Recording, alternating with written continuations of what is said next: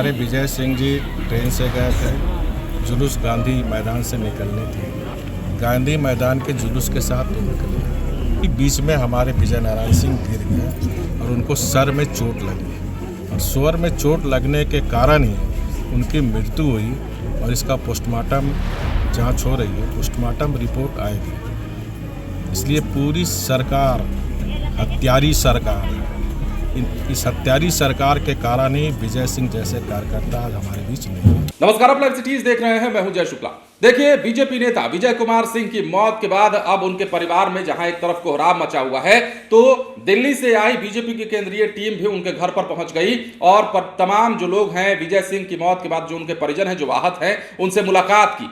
मुलाकात के बाद रघुवर दास, जो कि पूर्व मुख्यमंत्री रहे हैं झारखंड के, उन्होंने बड़ा बयान दिया। नीतीश कुमार की सरकार को हत्यारी तक बता रहे हैं और कह रहे हैं कि बलिदान बेकार नहीं जाएगा। आपको पता होना चाहिए कि 13 जुलाई को जो पटना में बिहार विधानसभा मार्च किया गया था बीजेपी के द्वारा, उसमें किस प्रकार लाठीचार्ज हुआ था, किस प्रकार आंसू गैस के गोले छोड़े गए थे और किस प्रकार सड़क से तस्वीरें निकलकर सामने आई थी। और कहा जा रहा है तथाकथित तौर पर बीजेपी के विजय कुमार सिंह की जो मौत है पुलिस की बर्बरता से या लाठीचार्ज के दौरान हुई है, यह बीजेपी का आरोप है। लेकिन पक्ष और विपक्ष की हम बात कर लेते हैं तो सत्ता पक्ष और प्रशासन जो है इसे नहीं मानता, क्योंकि यह प्रमाण दिया जा चुका है प्रशासन की ओर से कि विजय कुमार सिंह की जो मौत है वो हृदय गति रुकने के कारण हुई है। अब जहानाबाद पहुंचे केंद्रीय टीम में शामिल रघुवर दास क्या कुछ कह रहे हैं नीतीश सरकार को लेकर, जरा सुनिए। हमारे विजय सिंह जी ट्रेन से गए थे, जुलूस गांधी मैदान से निकलने थी। गांधी मैदान के जुलूस के साथ वो निकले। डाक बंगला पास जैसे ही पहुंचे, वहाँ प्रशासन ने फिर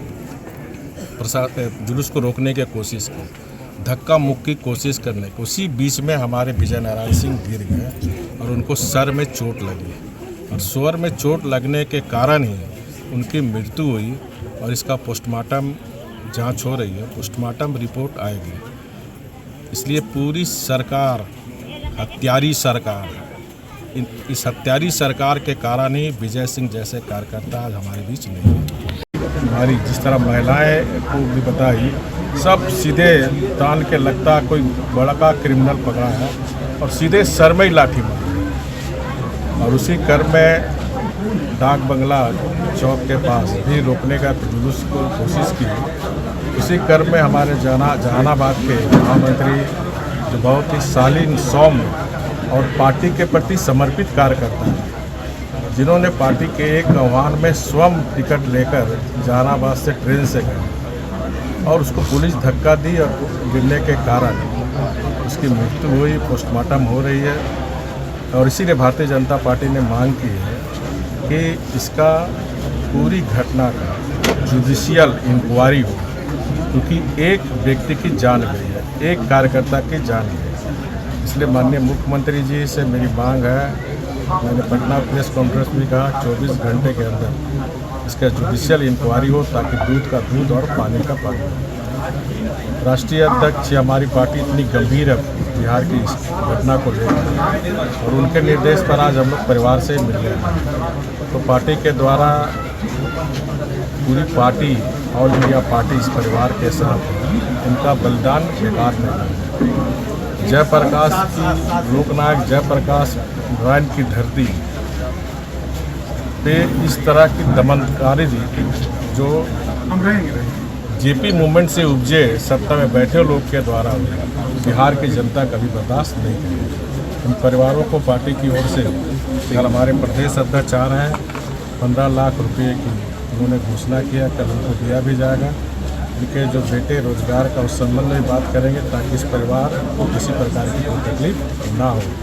मैं विजय कुमार सिंह जो हमारे बीच नहीं है, पार्टी ने एक बहुमूल्य कार्यकर्ता हमने खो दिया है, भगवान उसकी आत्मा को शांति दे और उसके परिवार को इतनी शक्ति दे इस दुख को सह सके। परिजनों की यही डिमांड थी कि पूरा हमारा विजय नारायण सिंह ही पूरा कमाता धरता था, पूरे परिवार को चलाता था। तो निश्चित रूप से जब हमारे बीच नहीं है तो भारतीय जनता पार्टी कोई वंशवाद और परिवारवाद की पार्टी नहीं है। भारतीय जनता पार्टी का एक एक परिवार हमारा परिवार है, इसलिए इस परिवार की कोई भी चिंता होगी, दुख होगा, भारतीय जनता पार्टी का परिवार खड़े रहेगा। तो सुना आपने रघुवर दास काफी नाराज दिख रहे थे। नीतीश सरकार को हत्यारी बता रहे थे और कह रहे थे कि हम उनके परिवार के साथ खड़े हैं। 15 लाख रुपए देने की भी बात उन्होंने की और यह भी कहा कि हम रोजगार पर भी सोच रहे हैं, क्योंकि कमाने खिलाने वाले वही थे और इनके परिवार में किसी प्रकार की कोई दिक्कत ना हो, वो पार्टी देखेगी। रघुबर दास ने नीतीश सरकार पर काफी हमला भी किया है और कहा है कि बलिदान व्यर्थ नहीं जाएगा। अब देखना है कि बीजेपी इस मामले को और कितना तुल देती। बने रहे लाइव सिटीज के साथ। यदि अब तक आपने हमारे चैनल को सब्सक्राइब नहीं किया तो सब्सक्राइब कर लीजिए ताकि हम आपको खबरों से अपडेट रख सके। धन्यवाद।